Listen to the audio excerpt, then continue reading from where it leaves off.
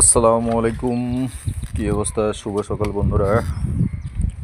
রাত্রে ঝড় তুফান বৃষ্টি, ওয়াইফাই নেই, কারেন্ট নেই, টেপে পানি নেই, ওরে জ্বালা!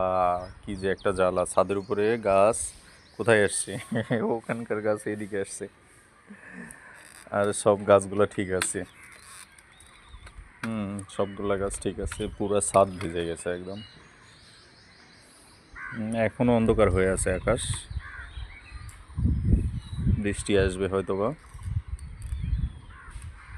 আমার গাছগুলো সবগুলো ঠিক আছে। এখানে গোলাপের কলি আসছে, ফুটবে হয়তো বা আজকে দিনের ভিতর। সবগুলো গাছ ঠিক আছে।